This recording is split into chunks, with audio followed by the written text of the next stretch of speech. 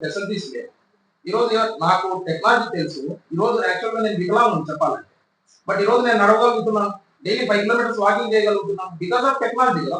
మరి నేను నడిచినప్పుడు మీరెందుకు నడవలేదు? నాకు నడిపించే ఓపిక ఉంది. మీకు నడిచే శక్తి మీలో ఉండాలి కదా! మీలో ఉన్నటువంటి శక్తి నేను పైకి నేర్చుకున్నాను. నేను ఇక్కడ కొత్తగా చేయట్లేదు. ఆల్రెడీ టెక్నాలజీని వాడుతుంటే ఇప్పుడు మీరున్నారమ్మా. అక్కడి నుంచి ఇక్కడికి వైర్ లేదు ఇక్కడ. సుమన్ టీవీ అంటే ఇది వైర్‌లెస్ కదా! మరి మీరు టెక్నాలజీని వాడుతున్నారు కదా! అదే టెక్నాలజీని నేను ఫారిన్ నుంచి ఇంపోర్ట్ చేసుకొని అదే మెషినరీ ద్వారా 10 నెలలు మంచం మీద ఉండేవాడండి ఎవరైనా కానీ 5 నెలలు తిరుగుతున్నారు. 5 నెలలు ఉండేవాడు 2 నెలలు తిరుగుతున్నారు. 2 నెలలు ఉండేవాడు నెలలు తిరుగుతున్నారు. నెలకు ఉండేవాడు 10 రోజులు తిరుగుతున్నారు.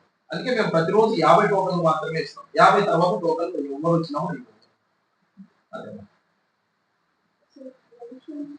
ఇక్కడే ఉంది. ఇక్కడైతే మామూలుగా వెయిటింగ్ చేస్తుంటారు. వచ్చేసి చూపించుకుని వెళ్ళిపోతారు. మన పక్క జిల్లా నుంచి వచ్చిన వాళ్ళందరూ ఇక్కడే చూసి తీసుకోవాలి అంటే అంటే పక్క నుంచి వస్తారు కదా! అలాంటి వాళ్ళకి మీరు ఎలా ఆలోచిస్తారు? భవిష్యత్తులో నా మంచం ఎంతుంటే అంతే కాలు దాచుకోవాలని మన పెద్దోళ్ళు చెప్పారు. మన సంస్కృతి. అందుకే దాసంతో నడవట్లేదు. నేను మా తమ్ముడు. ఒక రైతు ఏ విధంగా కాడేసుకొని ఎద్దుల మీద కాడేసి వ్యవసాయం ఎట్లా చేస్తాను. నేను మా తమ్ముడి కాడేసుకుని మాకు తెలుసు దీని బరువు ఎంత ఉంటుంది.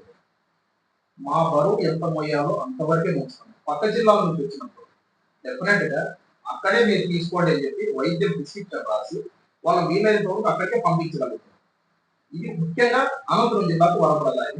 ఇంకా నేను ఆనందంగా చెప్పవలసిన విషయం ఏంటంటే ఇప్పుడు మా సెంటర్ పెట్టి దాదాపు 9 నెలలు కంప్లీట్ 10 నెలలకి వచ్చింది. అనంతపురం జిల్లాలో మొట్టమొదట కార్పొరేట్ స్థాయి వ్యవస్థలో వైట్ కార్డు తెల్ల కార్డుదారులకు వైద్యాన్ని అందించే ఏకైక ప్రైవేట్ వ్యవస్థలో సెంటర్ ఉందంటే అది నాది మాత్రమేమా.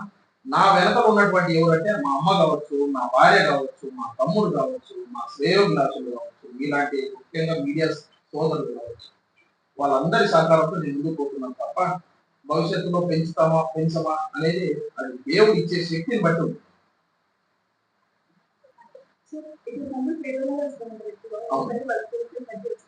మీరైతే 50 మెంబర్స్ మాత్రమే డెవలప్ చేస్తాను కానీ బయట డిమాండ్ అయితే ఒక 100 మంది 100 మంది అలా ఉంటారు. దగ్గర ఎక్కువ మంది ఉంటుంది మనిషి బయటనే పంపిస్తున్నారు. అలాంటప్పుడు 50 అని అడిగితే ఒకటి మా ఉదయం 9 గంటలకు ప్రోగ్రామ్స్ 9 నుంచి 2 వరకు మాత్రమే. ఇంకా మేము సాయంత్రం పెట్టలేదు, సండేస్ కూడా కాదు. ఎందుకు సాయంత్రం పెట్టలేదు, ఎందుకు సండేస్ పెట్టలేదు అంటే స్వయంగా నేను తోటను పోతాను. తోటలోకి కాసేపు కూర్చుంటాను, పని చేస్తాను, పార పట్టుకుంటాను. నా చేతిలో ఈ రోజు మొబైల్ ఉన్నాయి. అంటే వైద్యులు అయినా కూడా స్వతహాగా రైతు కుటుంబంలో వచ్చిన రైతు బిడ్డలు కాబట్టి నేనే ఒక రైతుని కాబట్టి నా పేరుతో 5 ఎకరాల పొలం ఉంటుంది గవర్నమెంట్ చట్ట ప్రకారం. అందుకు తోటకి వెళ్ళి కూర్చోవడంలో నాకు కూడా ఆనందం ఉంటుంది. ఇకపోతే 9 గంటలకు ఎవరైతే వచ్చింటారో వాళ్ళందరికీ ప్రోగ్రామ్ ఇచ్చేస్తాను. నీకు వైద్యం పట్ల అవగాహన ఉంది, వైద్యం పట్ల గౌరవం ఉంది, వైద్యం పట్ల మమకారం ఉంది అంటే నువ్వు 9 గంటలకు రాగలవు. లేదు నేను అన్ని పనులు చూసుకొని 12 గంటలకు వస్తానంటే ప్రోగ్రామ్ లేదు. ఫస్ట్ సర్వ్ చేసేస్తాను. ఓకే గవర్నమెంట్ ఇప్పుడు ఆరోగ్యశ్రీ అలాగే ఫిజియోథెరపీ కూడా ఆరోగ్యశ్రీ మార్చుకుంటే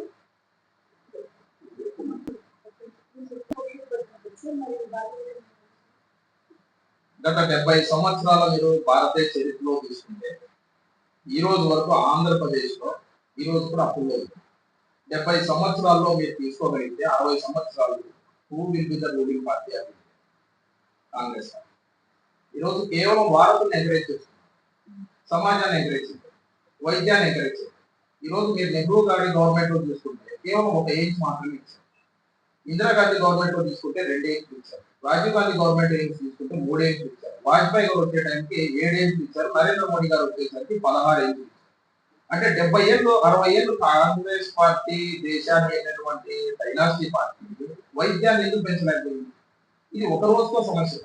ఈ రోజు ఫిజియోథెరపీకే కాదు, థెరపీలు ఏవైనా క్యాన్సర్ సంబంధించి కీమోథెరపీ అవ్వచ్చు, స్పీచ్ థెరపీ అవ్వచ్చు, మాటలు రాకుండా పక్షవాతం అవ్వచ్చు, వీటన్నిటి కూడా ఖరీదైన వైద్యులు. ఈ రోజు ఆంధ్రప్రదేశ్ తీసుకుంటే ఈ రోజు ఆంధ్రప్రదేశ్ ఎన్ని ముక్కలైంది అంటే తెలంగాణ ఆంధ్రప్రదేశ్ కాలేదన్నమాట. కులం పేరుతో, మతం పేరుతో, వర్ణం పేరుతో, వర్ణం పేరుతో, జిల్లా పేరుతో, యాస పేరుతో, ప్రాంతం పేరుతో ఈరోజు అనేక ముక్కలైనటువంటి ఆంధ్రప్రదేశ్ మనుషుల మధ్య గోడలు కట్టేసి వైద్యాన్ని తొక్కేసినారు. దీనికి ప్రభుత్వాలు పూర్తి బాధ్యత వహించాలి. గత ప్రభుత్వాలు కావచ్చు, అంతకుముందు ఉండే ప్రభుత్వాలు. ఈరోజు వైద్యానికి మీరు నిధులు పెంచాలి. ఆరోగ్యశ్రీని ఖచ్చితంగా తీసుకురావాలని చెప్పి నేను ప్రభుత్వాన్ని కూడా విజ్ఞాపన కూడా చేయదలుచుకున్నాము. ఖచ్చితంగా ఆ వంతు దిశలో ప్రయత్నం ఫారెన్ స్టడీస్ కంప్లీట్ చేశాను అనుకో, అనంతపురంలో మీకు ఆ సంగతి మీకు చెప్పింది కాబట్టి మీరు 3 స్టేట్స్‌లో ఉన్నారు. లేకపోతే మీరు ఎక్కడ ఉండేవాళ్ళు అసలు మీరు ఏం తెలుసు? ఒకటి ఏదైనా దైవం నిర్ణయం ఫస్ట్. మన చేతుల్లో ఏది ఈరోజు మీ చేతుల్లో ఏదో ఉందంటే సుమంతి ఒకటి, నా చేతుల్లో ఏముందంటే వైద్యం. దైవం ఆ టయానికి అక్కడికి వచ్చాడు. అందుకే నేను కుక్క అని చెప్పాను. కాలభైరవుడు అని చెప్పాను. హిందూ పురాణం అది ఆ టయానికి వచ్చింది. అంటే రాతఫలం ఏంటంటే 22 ఏళ్ళ హెలికాప్టర్లో కూర్చోవడం, 32 ఏళ్ళ మెడ్ రోడ్లో కూర్చోవడం, అంటే యముని చూశాను, శనీశ్వరుని చూశాను. మా తల్లి గారు ఎప్పుడు చెప్తుండేవారు విద్య, వైద్యం.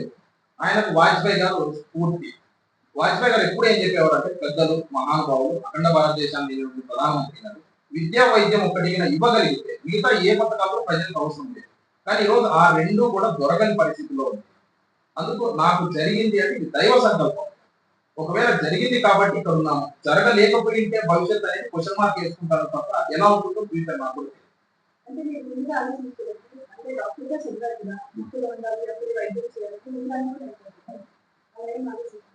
నేను వెళ్ళాను, చదువుకున్నాను, గ్రీన్ కార్డ్ వచ్చిన తర్వాత ఇండియాకి వచ్చేద్దాం అని అనుకున్నా కానీ శాశ్వతంగా ఇక్కడే ఉండిపోతాం నాకు తెలియదు. ఇప్పుడు అన్ని అర్థమైంది. ఇంకా డెస్టినీ ఉంటుంది. సో, మీరు వైద్యం అంటే 10 రూపాయలు కలుస్తుంది. మరి లైఫ్ ఇన్సూరెన్స్ కానీ ఇలాంటి చూస్తే మీ దగ్గర రూపాయలు ఉండాలి, ఏమైనా వైద్యం తీసుకుంటున్నారా? లేదమ్మా నేను ₹10 నా టోటల్ ఫీజు. ఎవరికి తెల్ల కార్డు ఉంటే తెల్ల కార్డు లేకపోతే ఎంప్లాయర్స్ కావచ్చు లేదా అదర్ బిజినెస్ పర్సన్స్ వాళ్ళకి ₹50. తెల్లతో ఉంటే 10 రూపాయలు. తెల్ల తెల్ల కార్డు లేకపోతే 50.